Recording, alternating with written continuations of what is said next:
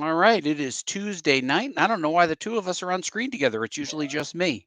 That's This is that's an unscripted show, Mike. So, that's what welcome happens. back to Comics Vision. What? Was that right?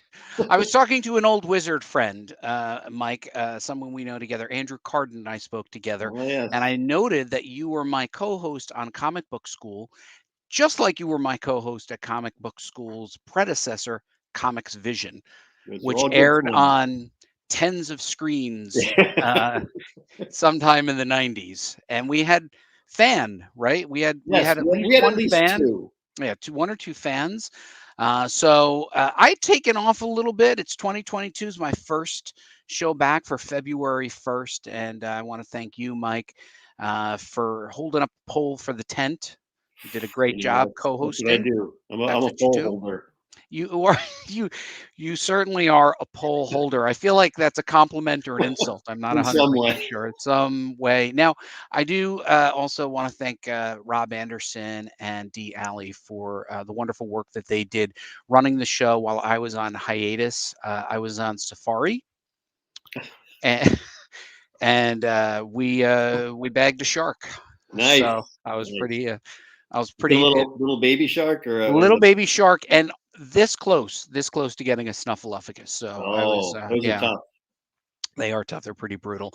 But no, there was a lot going on at the beginning of the year, Mike, and I knew I couldn't bring my best to comic book school. I mean, I know I can't bring my best ever, but I just knew that I could bring even less to the other shows. So I took off. I didn't. You guys saw me in the chat room, so I was the other viewer of the You show. were there. You Yeah, I just was weren't there. there. I was chatting it up with three accounts. Uh-huh. So tonight we actually have a guest. We'll have a guest just like a real talk show.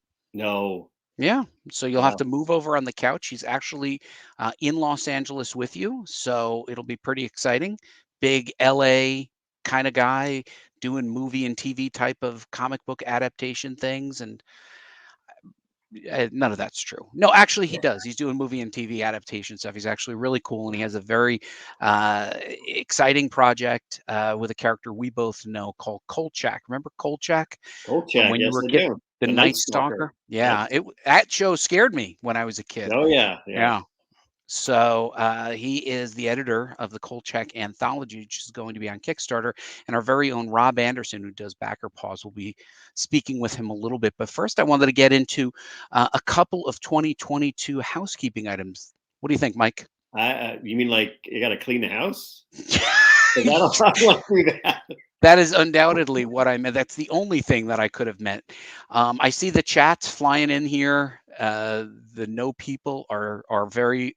There are people here, but they're just not chatty. So I hope people get a little bit chatty. So I'm gonna show you a couple of things that I worked on a minute before we started the show because I'm committed. Because you're prepared. Yeah, I'm Preparated. always having to look around my camera. Why don't you vamp for a minute, Mike? And Oh no, you don't want me to vamp for a minute. I'm gonna vamp for a minute. Okay, so can you see the Yes. website? Yes. You can see the website. It's Comic Book School by Buddy Yeah. Scalera. Yes. So you can see this is our guest for tonight, James Aquilone. I He can't see is. him. You can't see him. You don't see him No. when I scroll up. No, you're not. It's not moving. It's not moving. No. What do you see? I see just the locked picture of Comic Book School. Oh, now it's moving. Now it's moving. Okay, it's a little bit of a lag, right? It's a big lag because it moved like a quarter of an inch and now it's stopped again. Okay, so I think one of the things that I like to do every year, and we talk about this, is setting goals. So thank you to the magic of D. Alley, who was quickly able to update the original post for this. I created an updated post, and you can see the switch over, right, Mike? Now you can see the actual article. No. No, good. That's No. a great experience for Push people. push the button. You got to hit the button with the All right, dozen things. let's stop this for 1 second. Let me just switch it over because with the magic of technology, this is really not working great. So I'm going to try it in a different browser tab. It seems pretty good for your first day back. I it is exactly how you would expect it to go. All right, so I'm going to share a Chrome tab. I'm going to set 2022 goals. Do you see it now? Well, again, I see that. Oh, I see your cursor moving, or your little arrow. Oh, now it's sort of moved. Yeah. You see it now. Uh, now it. Yes, now I see it. This is awesome. Well Um, done. okay, so I'm a big believer, Mike, in setting goals and also documenting those goals. Some of the most successful people in the world are people that set a goal for themselves and then achieve it. I have provided 10 goals that are relevant to people who aspire to either break into comics or level up their career in comics, go to the next level, improve their craft. I provided these 10. They are an adaptation of an earlier one in 2018 before the pandemic. So I've actually had to make some adjustments to the list. In fact, number 7 here was about finding partners. You and I do quite a lot of writing together over the years.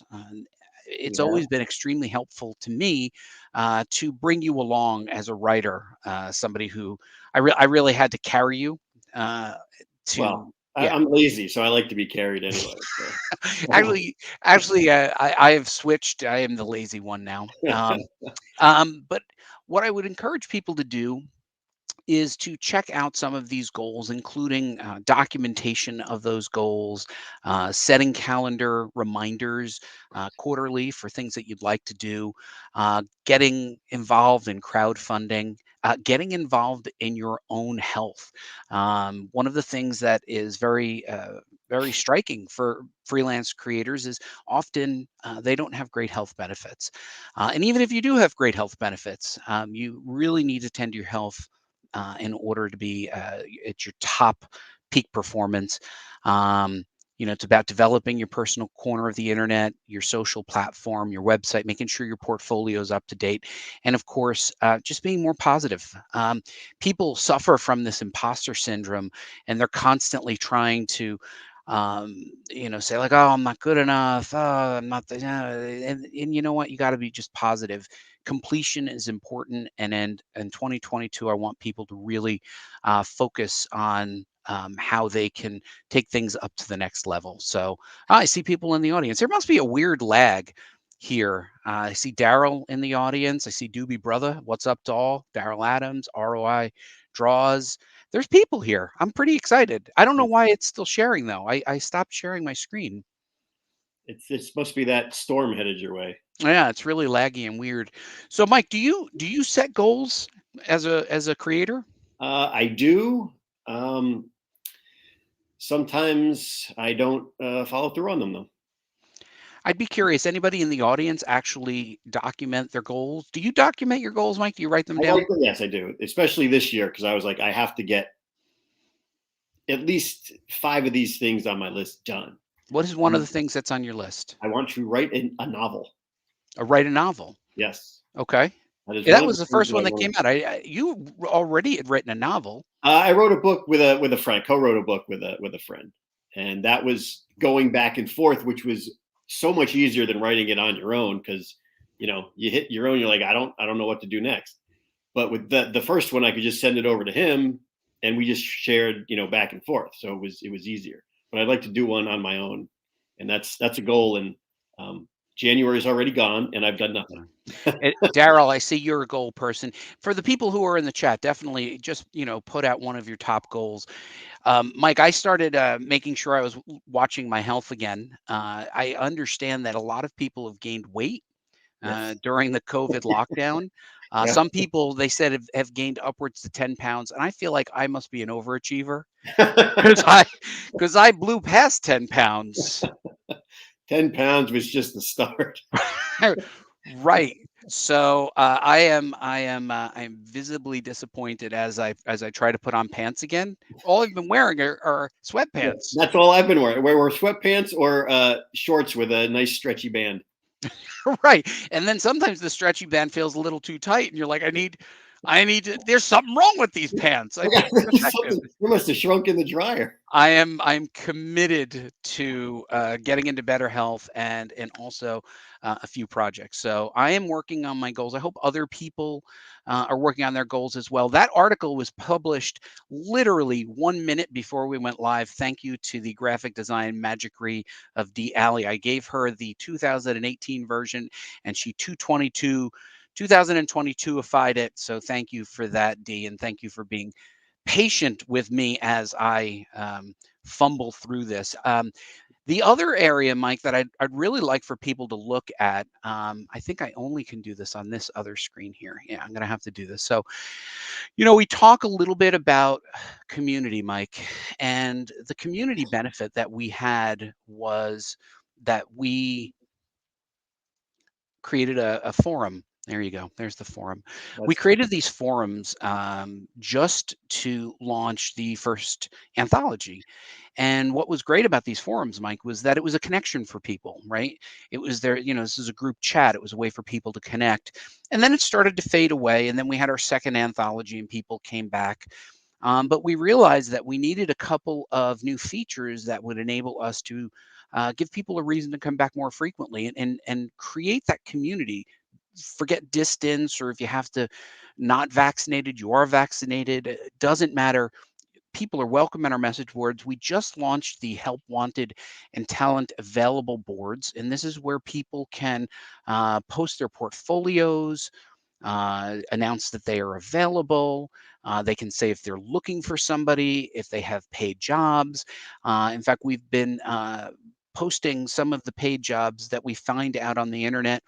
Right now, I know that Top Cow is currently looking for talent, and Coffin Comics, Brian Polito, is also looking for talent. So I'm placing those there, and then people are just putting what they want to do. They want to collaborate, so it's a nice little resource. We just felt like it was time. There was enough people going to the message boards every day, and we're going to encourage people to get out there. Writers, share your ideas. Artists, upload parts of your portfolio or link to your page. If you have a website, a DeviantArt page, we're not really competitive with anybody. You'll be able to recruit talent. In fact, the person who will be joining us in a few minutes is an anthology editor. Probably would be very happy to find fresh new talent because it's always hard to find talent, right, Mike? Yes, it is. This looks like a good site. I should probably check it out now and then. You know what? You did register during the last meeting that. did. Yeah. And we just added the crypto and NFT forums. They're kind of they're new concept. We are going to be getting into cryptocurrency. This year, we're going to be doing an NFT coursework. Everybody who's on the live chat, everybody's welcome.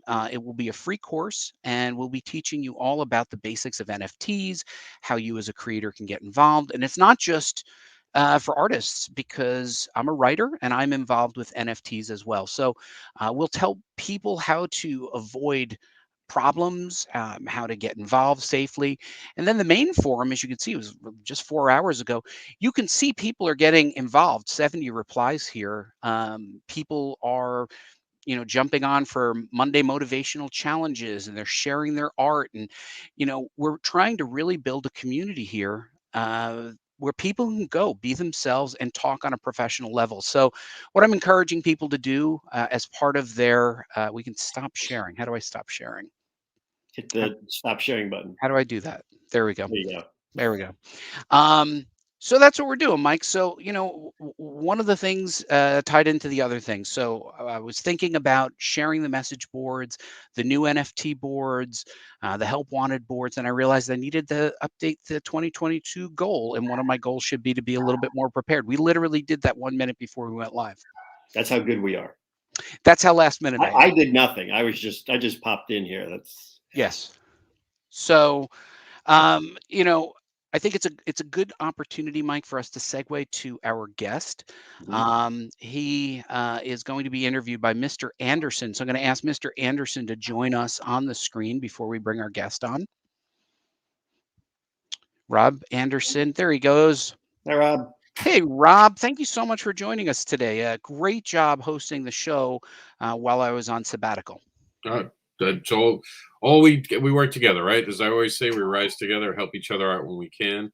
So I'm happy to be here to do the interview with an interesting creator. I want to get some information from him, and especially the educational side, because he's done some impressive stuff. So I can't wait to have that conversation with him. You know, Rob, I think what makes you perfect for this is you are known as the indie advocate, but also you do a weekly show on Kickstarter. What's that all about?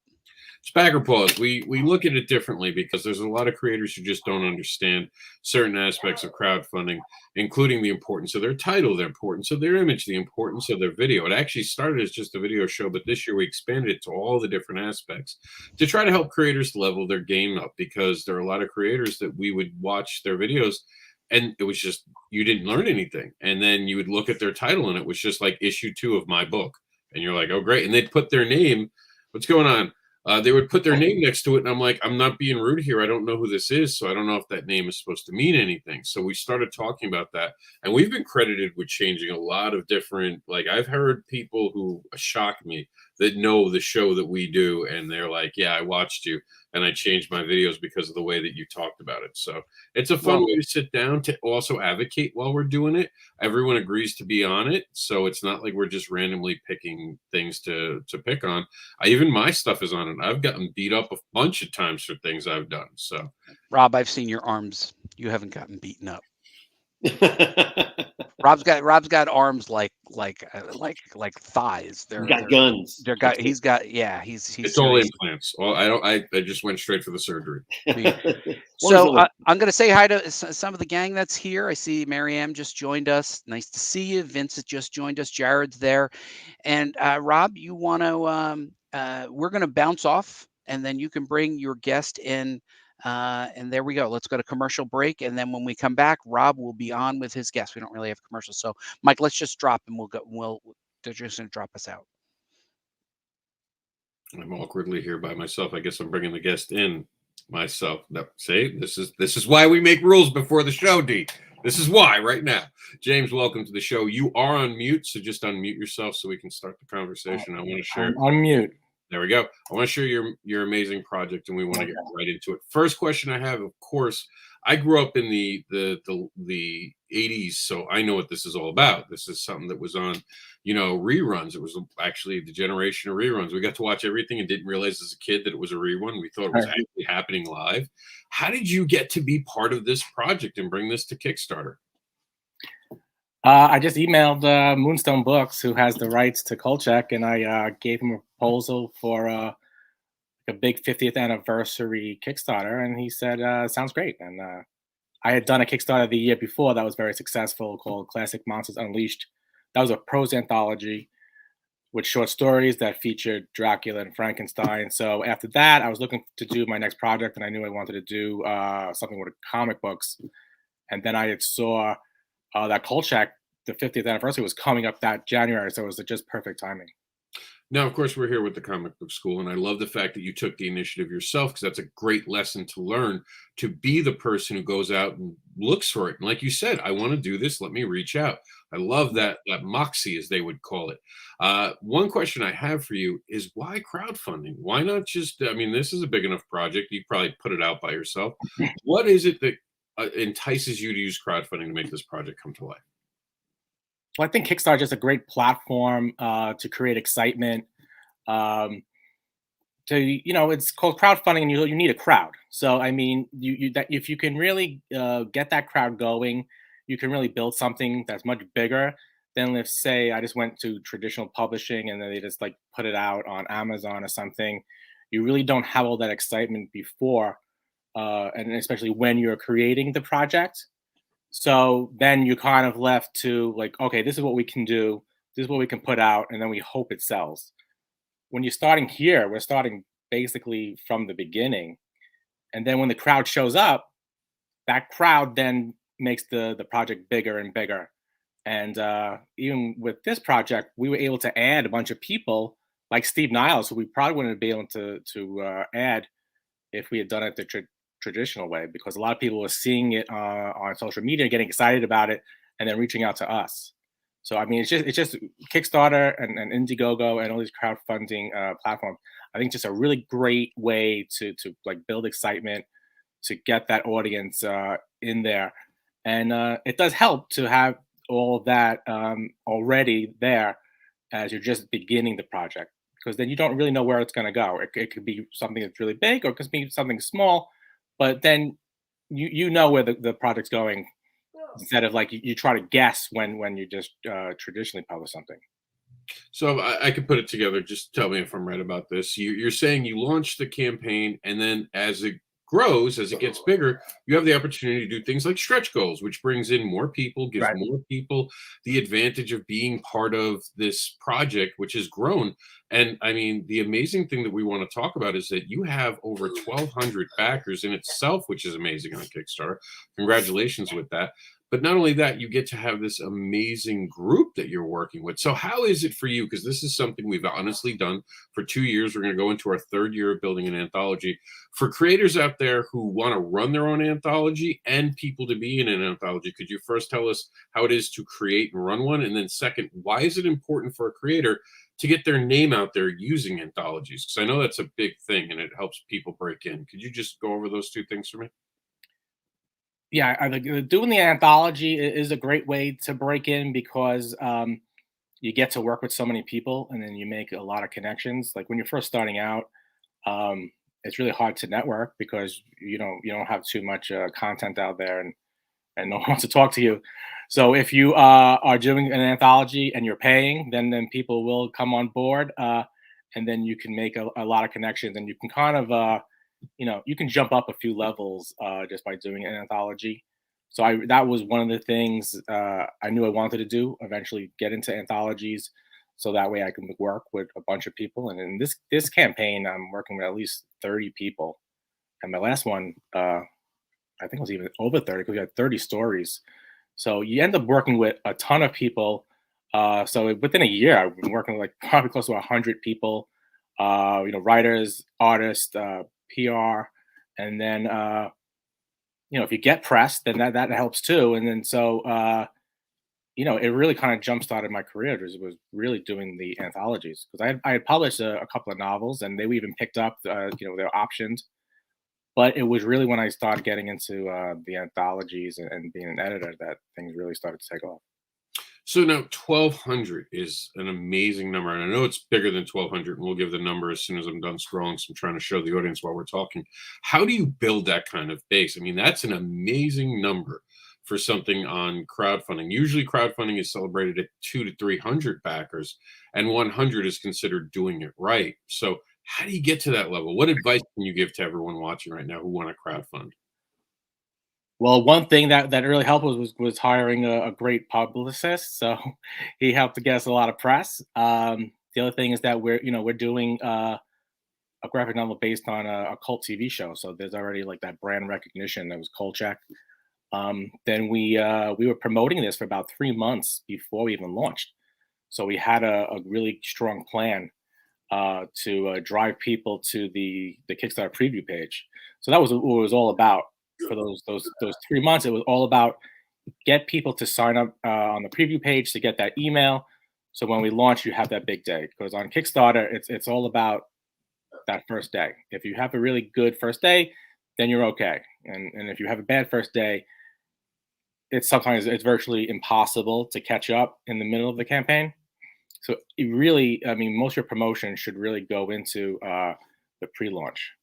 So go ahead. Finish what you're saying. I mean, that was where we put really a lot of our effort, and it was also about showing people what we had, before. Like show them the art, show them who's going to contribute. So I was like, let's not leave anything on the table, before. I mean, you have to hold on to a few assets, so you have something to show after the launch. But go out there and show what the campaign's about. And get people excited. How did you personally find the team that you worked with on this project? Was it like an open selection, or was these people you had known coming up in the business? Some of them I had worked with, like Jonathan Maberry. He's the editor of Weird Tales, and I'm the managing editor, and he contributed to Classic Monster Unleashed. So I had done this before. So last March, I launched Classic Monsters Unleashed, and we raised $57,000 for a prose anthology. So in the contributors for that was Jonathan Maberry, Joe Lansdale, Ramsey Campbell, Kim Newman did the intro. So a lot of the people contributing to the graphic novel I had already worked with. Other people, like I said, contacted me. Some people had worked with Moonstone, so I got some people from them, and some people I just blindly reached out to, and I knew they were a Kolchak fan, or if I was just into their work, I just would email them, and it's amazing how many people you can just email and get them to work with you. And that's why a community is so important. Even if you build your own community, just having that local community is definitely something you can build on. And as you guys can see, they have that lineup here. Why the different decades? I thought that was interesting with your Kickstarter, that you actually broke the story into different decades. What was the thinking behind that? Well, I thought that would align well with like a 50th anniversary. I get to see Kolchak throughout his life. I wanted to make it kind of almost like a biography, like his, as much as I could, like to make his full life story, because the TV show did not show Kolchak at all in his like personal life. It was always just about him investigating a story, and you never even got to see him with like a wife or a girlfriend. He didn't even have friends. You didn't see him in his house or his apartment, nothing. So I wanted to kind of like expand on that, and that has never been done. Kolchak was always 50 years old on the TV show, and even in the other Moonstone books, they always kept him in the present, and he was always the same age. So I thought that's the other thing you have to do with a Kickstarter. So if you're gonna put something out there, it's got to be something special, So I didn't want to just do another Kolchak book. With Kickstarter, you really want something that's new, something that's different, and you do need a hook. So that helps. Absolutely. And of course, the most important part is if you were at a table right now, let's say this book is printed, it's on your table, someone just walked up to you. How would you pitch this book? How would you get someone? Because right now, the people watching might not even know who Kolchak is. So give them that pitch, make them interested so we can get them to go over and check out this amazing campaign. Well, this was like a cult TV show. So 50 years ago, this was actually was the highest rated TV movie at the time, and it was written by Richard Matheson, the guy who wrote I Am Legend and all that. So it has this pedigree, and it influenced X-Files, and it influenced pretty much every like supernatural show after it, like Buffy the Vampire Slayer, Supernatural, and unless you're like a major hardcore like horror fan, a lot of people didn't know about it, but Kolchak kind of started it all. So this graphic novel is kind of like the continuation of the show. So it's not a reboot, it's not a reimagination of it. This is like these stories could be like the 21st or 22nd episode of Kolchak. So we're going back to like old school horror TV, and when we just to sell it, it's just like look at the lineup we have. We got Steve Niles in there and Rodney Barnes and Kim Newman. It's kind of ridiculous. So it wasn't a hard sell at all. It's just like it's Kolchak. You got new stories, and we got these amazing creators, and people were just like, all right, I'm in. Now, before we can let you go, of course, we have to ask the standard question of comic book school, and that is, what's one piece of advice that you would wish you had received earlier in your career? Because it's so important you get the full screen treatment. I would say just go out there and do it and not waste time. Buddy was talking before about like Impostor Syndrome, and I had that like super bad, where I was about 17 when I was like, oh, I'm going to be, or I want to be a fiction writer. And then I pretty much wasted like 20 years not writing. So once I just, like sat down and said, all right, I'm going to do it, that's when things started to happen. So, I would just say, just do it. And sometimes it does take years to do it. But if you just keep at it and they have the attitude of, all right, I'm going to write a book and or a short story, and I'm going to send it out there. Then write the next book, write the next short story, and then send it out. And just keep doing that and keep doing that and keep doing that until you sell something. And sooner or later you will. I mean, and you have to be able to have the attitude of, maybe I'll have to write 100 books. Maybe I'll have to write 100 short stories to do it. But eventually you're going to do it. I want to thank you for all your time. Buddy, you're on mute. Thank you for sitting down with this interview for me. I'm going to pass it back to Buddy and let him ask any questions. Thank you for joining us and giving us some great information about anthologies. Rob, great job interviewing. James, thank you. Mike, I did not know about the day one imperative in Kickstarters. Did you know that? I did not know that. It was kind of it was like an aha, like it just opened up to me that makes a lot of sense. It's like books on a bestseller list, right?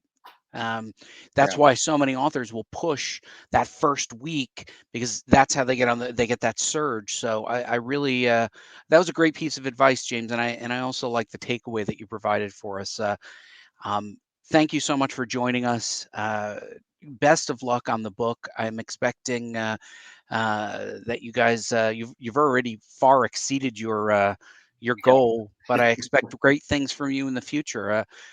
I have to tell you, I wish I had thought of just pitching Moonstone and saying, "Hey, how about I do an anthology?" It was like you were like, I just emailed him. I'm like, that's it. Try that.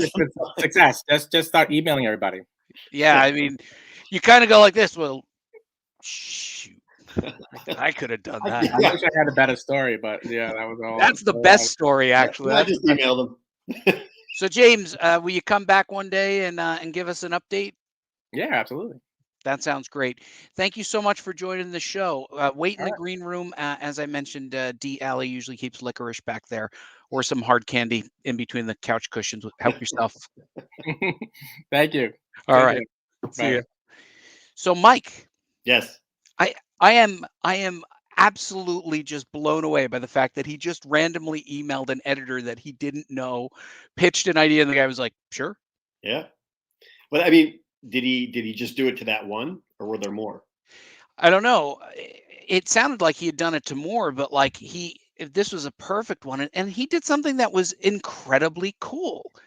He did Kolchak through the decades, something that was never possible, right? When Kolchak came out, he was an adult man, and then when he appeared in the X-Files, he was an old guy, an older guy. So they are showing him through different ages. We got to see if we can drive out to Staten Island and get a copy from James when it comes out. Do you think he'll give us a copy? I hope he would.